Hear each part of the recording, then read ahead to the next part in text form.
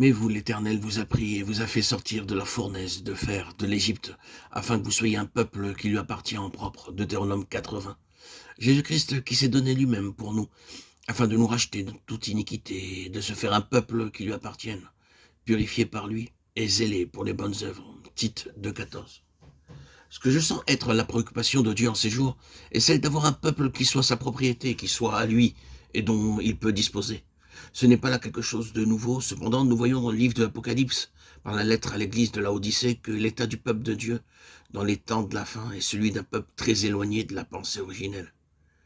Il est très important de savoir comment Dieu obtiendra un tel peuple qui réponde à son attente et comment ce peuple devra marcher pour satisfaire son cœur. Dieu ne peut être satisfait que par un peuple dans lequel il voit Christ.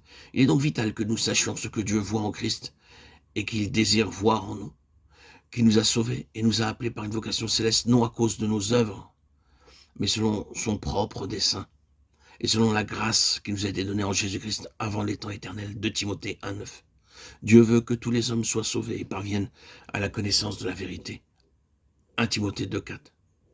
Cependant, bien que la volonté de Dieu soit cela, tous les hommes ne seront pas sauvés parce que Dieu ne sauve pas l'homme malgré lui, mais il appelle au salut. Désormais, le choix appartient à l'homme. Ce qui est vrai du salut l'est aussi quant à l'appel à marcher. Dieu ne forcera jamais aucun de ses enfants à le suivre s'ils ne le désirent pas. Il nous laisse entièrement libres de notre choix et le respectera. Ainsi, il est clair que nous sommes exhortés à marcher et à courir vers le but pour remporter le prix de la vocation céleste de Dieu en Jésus-Christ, Philippiens 3,14, afin de nous asseoir avec lui sur le trône, Apocalypse 3,21, et de gouverner les nations, Apocalypse 2,26-27. Je crois cependant que le point important est de voir par les yeux intérieurs que Dieu désire que nous vivions pour lui.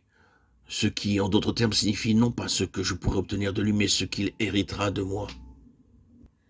En vérité, je vous le dis, celui qui n'entre pas par la porte dans la bergerie, mais qui monte par ailleurs est un voleur et un brigand. Mais celui qui entre par la porte est le berger des brebis. Le portier lui ouvre et les brebis entendent sa voix. Il appelle par leur nom les brebis qui lui appartiennent et il les conduit dehors. Lorsqu'il a fait sortir toutes ses propres brebis, il marche devant elles et les brebis le suivent parce qu'elles connaissent sa voix. Elles ne suivront point un étranger, mais elles fuiront loin de lui parce qu'elles ne connaissent pas la voix des étrangers. Jean 10, 1-5. Dieu, en raison de sa prescience, connaît ceux qui, parmi ses rachetés, répondront à son appel pour marcher dans la vocation. 1 Pierre 1,2.